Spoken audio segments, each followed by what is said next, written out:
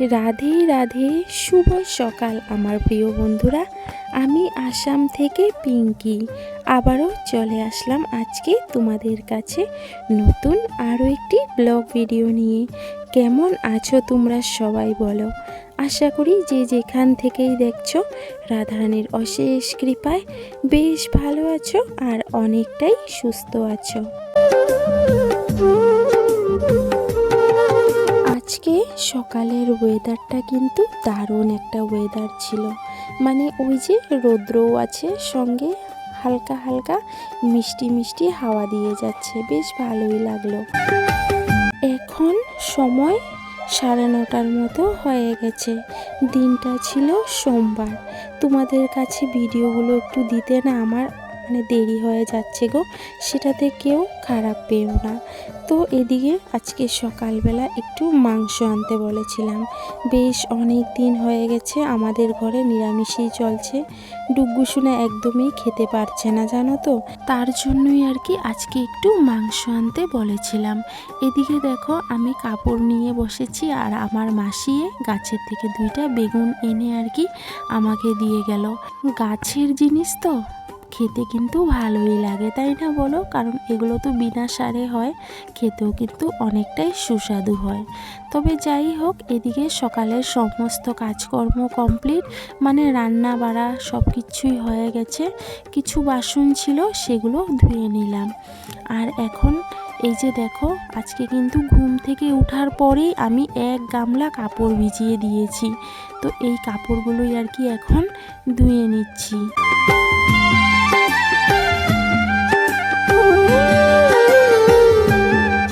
পাতলা কাপড়গুলো তো শুকিয়ে যায়, কিন্তু ওই যে ভারী কাপড়গুলো না শুকোতে চায় না। সারা দিন যদিও রোদ্রে থাকে তবুও যেন শুকায় না আর কি। ওই যে আসলেতে রোদ্রের তেজ নেই তো, তার জন্য হয়তো। আজকে ওই যে আমার যে বিছানার সাদা বেডশিটটা আছে না, সেটাও ধুয়ে দিচ্ছি। কেননা অন্যান্য কাপড়ের সঙ্গে আর কি এটা ভিজিয়ে দিলে না তত একটা পরিষ্কার হয় না। তো এটাকে এক্সট্রা করে আর কি আমি গরম জলে বেশ অনেক টাইম ভিজিয়ে রেখেছিলাম। এমনিতে দেখা যায় সাদা বেডশিট কিন্তু বিছানায় পাতলে খুব ভালো লাগে। যেমন আমাকেও বেশ কয়েকজন বোনে কমেন্ট করে বলে তোমার বেডশিটটা ভীষণ সুন্দর। কিন্তু সুন্দর তো ঠিকই, কিন্তু এটাকে না অনেকটাই সাবধানে রাখতে হয় গো। পট করে দাগ লেগে যায়, আর নোংরা হয়ে গেলে না ধুতে গেলে ভীষণ পরিমাণে কষ্ট হয়। কেননা ওই যে নোংরাগুলো যদি ভালো মতো পরিষ্কার না হয় না, তাহলে আর কি পুরো বোঝা যায়। তো এমনিতে তো সাদা বেডশিট দেখতে যতই সুন্দর হোক না, কিন্তু ধুতে গেলে আর কি অনেকটাই কষ্ট হয়ে যায়। তারপরেও ভালো লাগে আমার। বিছানা যদি সুন্দর লাগে দেখতে বা টিপটপ লাগে না, তখন মনের মধ্যে কিন্তু এমনিতেই অনেকটাই আনন্দ লাগে।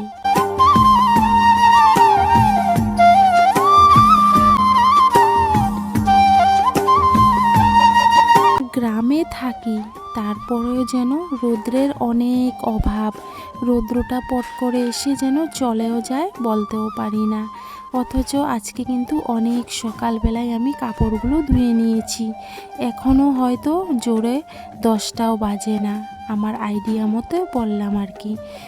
তো দেখো সামনের মাঠে চলে আসলাম, আর ওই যে দিদির সঙ্গে কথা বলে বলে আর কি আমি কাপড়গুলো মেলে দিচ্ছি। দিদি আমাকে বলছে তোমার বেডশিটটা ভীষণ সুন্দর। তো আমি বললাম বেডশিটটা তো সুন্দরই ঠিকই দিদি, কিন্তু এই যে ধুয়ে দিতে গেলে ভীষণ পরিমাণে কষ্ট হয়ে যায়, এত পরিমাণ নোংরা হয় এই সাদা বেডশিটগুলো। তা অবশ্য কিছু করার নেই, একটু সুন্দর রাখতে গেলে তো পরিশ্রম করতেই হবে, তাই না বলো? তো যাই হোক, দেখো সামনের মাঠে কিন্তু সবাই কাপড় ধুয়ে মেলে দিয়েছে। কেননা আমাদের এখানে যে কয়েকটাই বাড়ি আছে না, সবারই কিন্তু অল্প অল্প জায়গা। শুধু ওই যে আমার পিছনের বাড়িটা দেখতে পাচ্ছ, তাদেরই অনেকটা বড় জায়গা, আর বাকি সবার ছোট ছোট জায়গা। কারোরই আর কি কাপড় মেলার জায়গা নেই, সবাই এই মাঠে এনেই মেলে। ওই আর কি বৃষ্টির দিনে সবারই কষ্ট হয়, আমার যেমনটা হয়, আবার সুদিনটা আসলে পরে সবারই সুবিধা।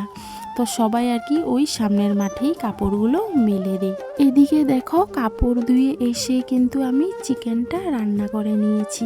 আরেকটা কথা, আমি প্রথম দিকে একটু ভুল বলে দিয়েছি যে ডুগ্গুসোনা স্কুলে গেছে। আসলেতে ডুগ্গুসোনা আজকে স্কুলে যায়নি, ওর শরীরটা তত একটা ভালো নেই আর কি। তো ও টিউশনি গিয়েছিল, এই তো মাত্র আসলো। এসেই বলছে, মা আজকে ঘর থেকে খুব সুন্দর গন্ধ বেরোচ্ছে, কি রান্না করছো? তো ছেলে যখন শুনলো যে চিকেন রান্না হচ্ছে, সে যেন পাগলের মতো হয়ে গেছে।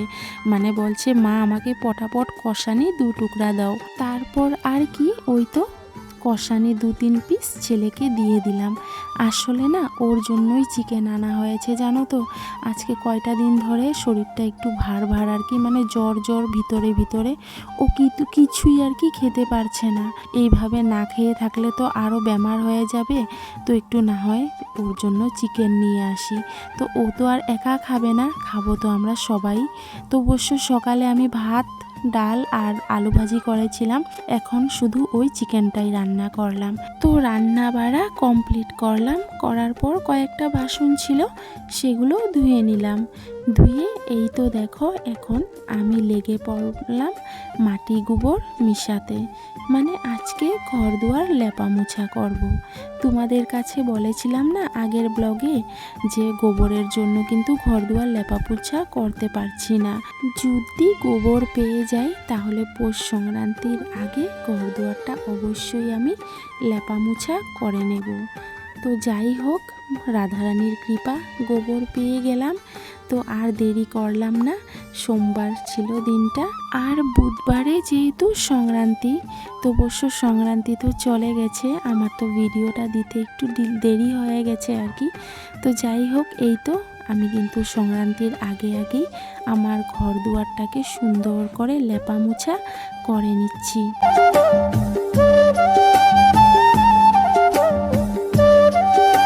কথায় আছে না যে একটা স্ত্রীর সৌন্দর্য কিন্তু শাঁখা সিঁদুরের উপর। সে যতই দামি গয়নাগাটি পরুক না কেন, যদি শাঁখা সিঁদুর না থাকে না, তাহলে কিন্তু সবটাই মূল্যহীন। ঠিক তেমনই মাটির ঘরের সৌন্দর্য কিন্তু লেপা মোছার উপর। তুমি ঘর দুয়ার যতটাই পরিষ্কার পরিচ্ছন্ন, যতই টিপটপ করে রাখো না কেন, যদি লেপা মোছা না থাকে না, ঘর দুয়ার পরিপাটি রাখারও কোনো মূল্য থাকে না। তুমি যতটাই ঘর দুয়ার লেপা পোছা করে রাখবে, সুন্দর করে রাখবে, ততটাই যেন ঘরটা উজ্জ্বল হয়ে থাকবে।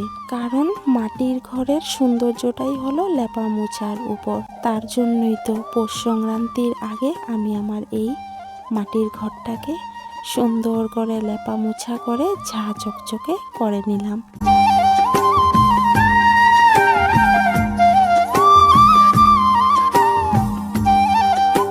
বিয়ের আগে না আমি কিন্তু কোনো দিনই এই লেপা মোছার কাম করিনি গো, কারণ দরকারই পড়েনি, আর আমি কোনো দিনও মাটির ঘরেই পাইনি।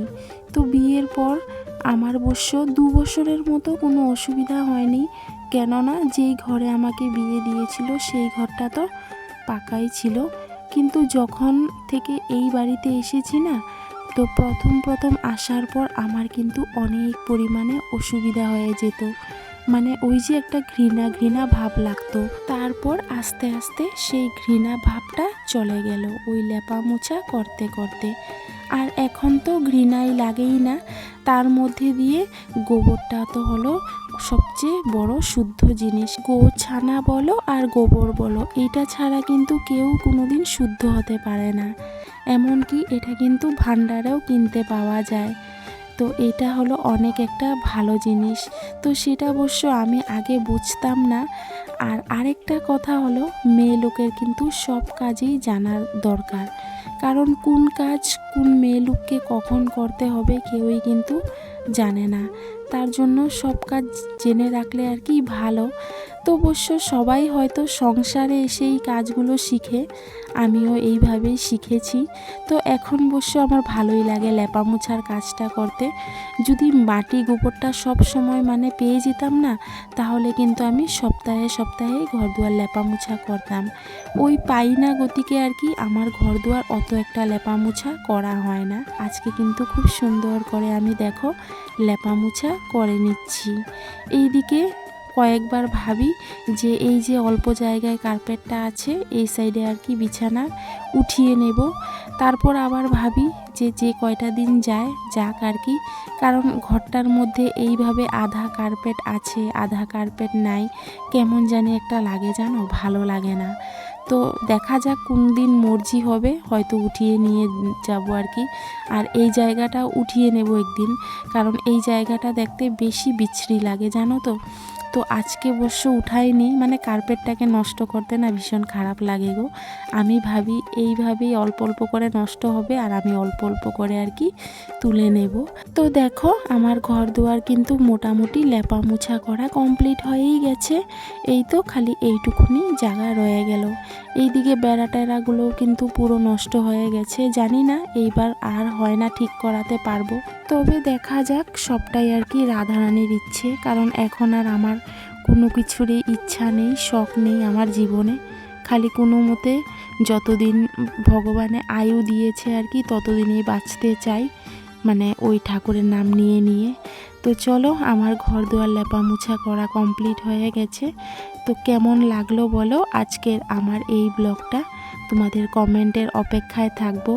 আগের ব্লগটাতে কিন্তু তোমরা কেউ কোনো কমেন্টেই করোনি, শুধু 2-3 জন হয়তো আমাকে কমেন্ট করেছো।